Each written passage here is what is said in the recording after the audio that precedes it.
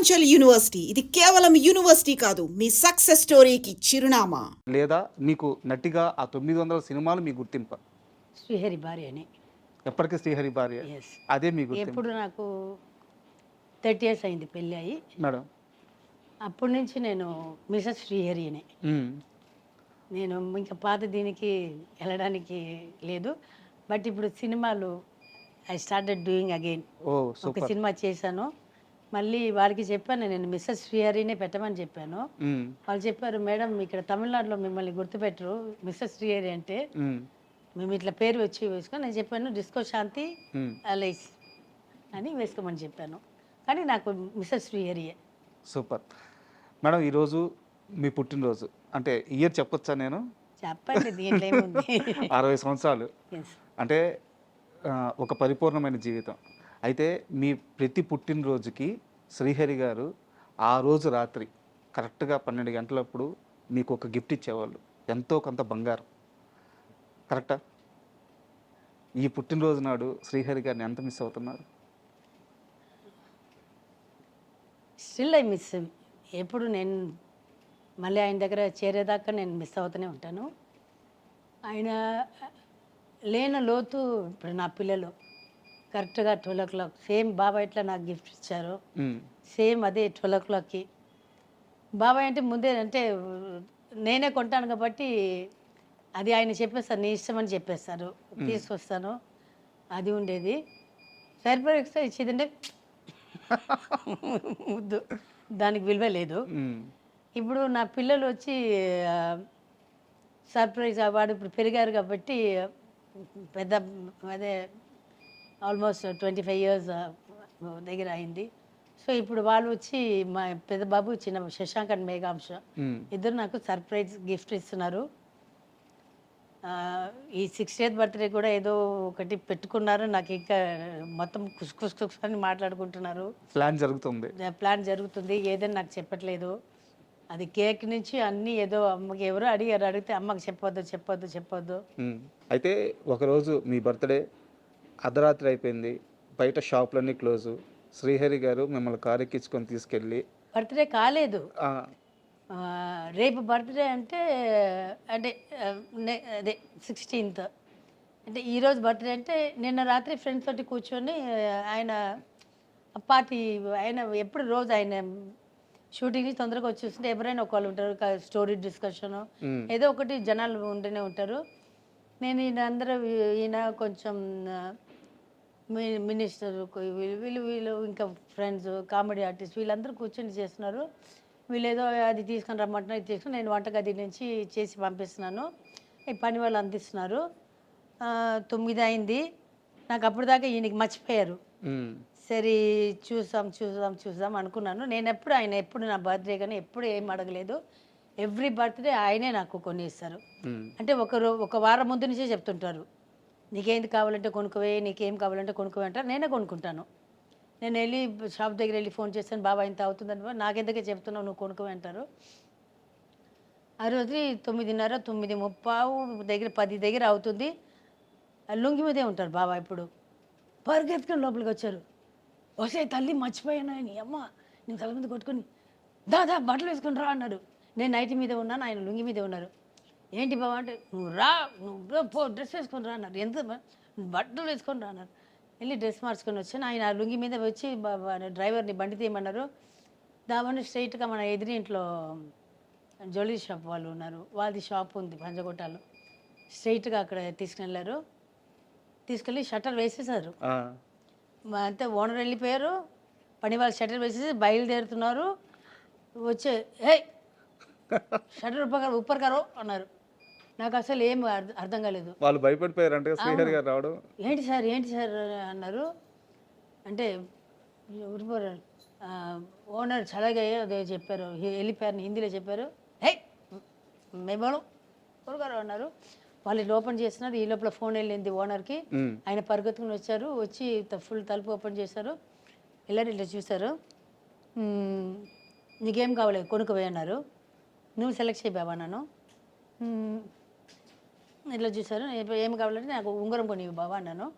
ఇట్లా చూస్తున్నారు. ఆయన అట్లాగా నువ్వు సెలెక్ట్ చేయి బాబా ఇట్లా ఇట్లా ఇట్లా చూస్తున్నారు. నేనేమో ఇట్లా కూర్చున్నాను, ఇట్లా నిలబడి ఉన్నాను. నేను నిలబడి ఉండి ఇట్లా ఇట్లా ఇట్లా సైడ్ ఇవన్నీ ఉంటుంది కదా, ఇట్లా చూసుకొని ఇట్లా ఇట్లా ఇట్లా చూస్తాను. చూస్తే నా కళ్ళు ఆటోమేటిక్గా ఇట్లా పోయింది. పోతే ఒక నెక్లెస్ ఒకటి రోడ్డు మీద చూస్తాను, అది చూసాను, అది డైమండ్ నెక్లెస్. అది అట్లా చూసాను. చూసి తల తిప్పి మళ్ళీ ఇట్లా చూసుకొని వస్తే నేను చూసింది ఈయన చూశారు. బాగుందనే అని అడిగారు. బాగుంది బాబా అన్నాను. ప్యాక్ కరో అన్నారు. ఎంతని అడిగారు, ఇంత డబ్బు అని చెప్పారు. Okay sir. నేను చూసిన తర్వాత మళ్ళీ అక్కడ చూసా ఇంకొకటి బాగుంది, దాని మీద మళ్ళీ కళ్ళు ఇట్లా పోయింది. అది కూడా నచ్చిందా నేను అన్నారు. బాగుంది బాబా. దోన ప్యాక్ కరో అన్నారు. బాబా ఎందుకు బాబా, చేతిలో డబ్బులు లేదు, పైసా లేదు ఇద్దరు చేతిలో, ఇంట్లో కూడా డబ్బులు లేదు అనుకోండి. దోన ప్యాక్ కరో అన్నారు. అంటే ప్యాక్ చేశాడు.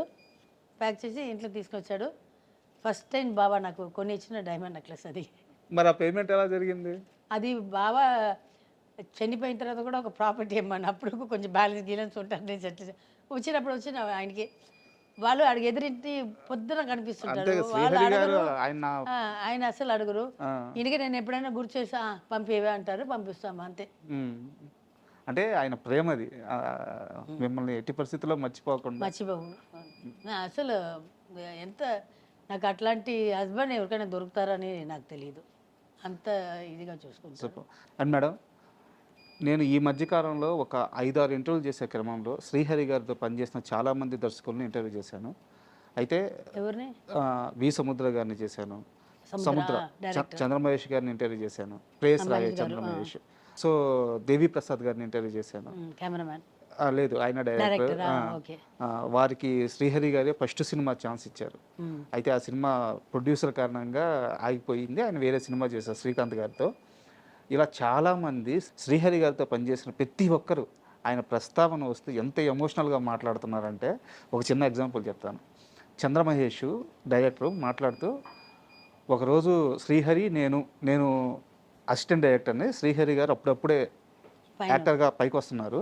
ఇదే ఇంట్లో ఆ కింద స్టెప్స్ దగ్గర వాళ్ళిద్దరు నిలబడినారు, లోపల షూటింగ్ నడుస్తుంది.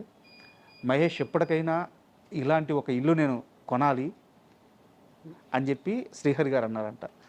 కట్ చేస్తే కొన్ని సంవత్సరాలకి ఇదే ఇంటిని మళ్ళీ శ్రీహరి గారు స్టార్ అయిన తర్వాత ఇదే ఇంటిని కొన్నారు. అది కాదండి, ఇది వచ్చి చంద్రమహేష్ అసిస్టెంట్గా ఏదో ఉన్నారు. బాగా వచ్చి హీరో పేరు మర్చిపోయాను. పోలీస్ సినిమా అయిపోయింది, దేవా చేస్తున్నారు. ఓకే, దేవా చేస్తున్నారు.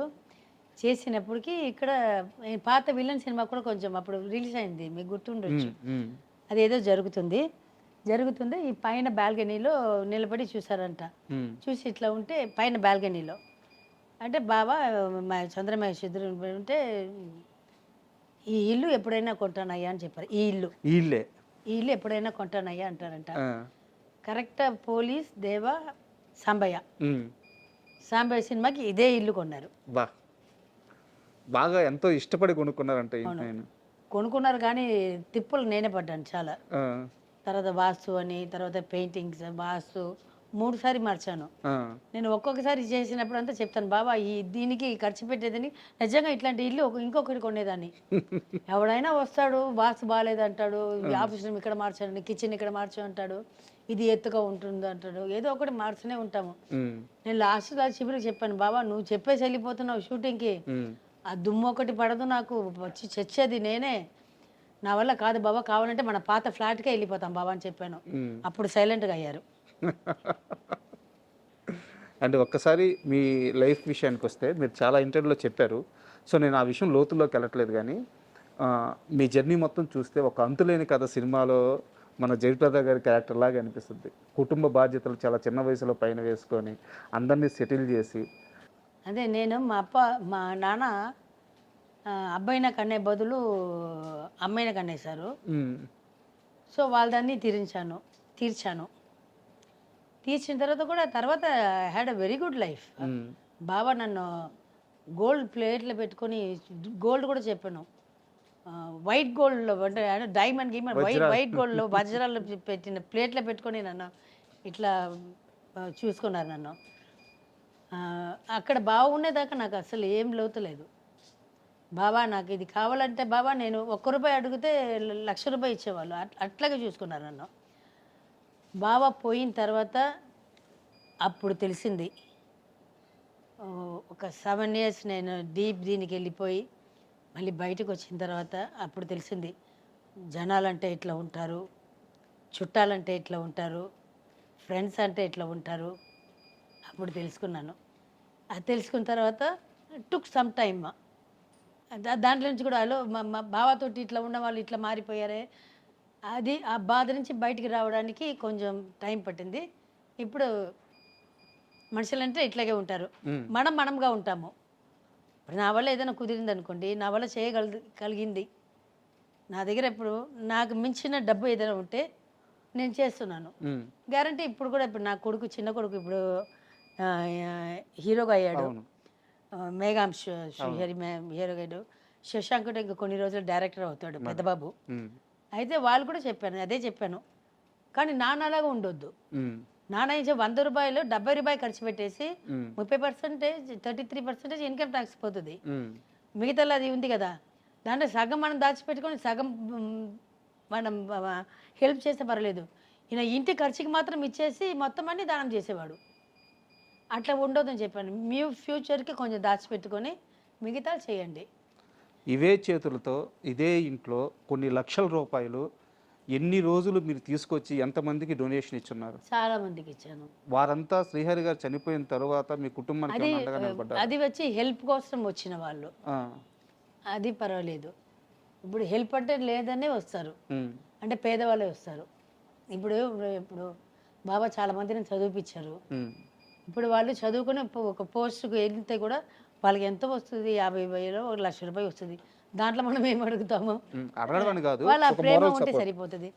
చాలా మందికి వచ్చి పోస్టులు ఇప్పించారు. చెప్పుకోవాలంటే చాలా ఉంది, బయటకు చెప్తే బాబా కాదు వాళ్ళకి అసహ్యంగా. అది చాలా మందికి పోస్టులు ఇప్పించారు, చాలా చేశారు. కానీ ఎవరికి అది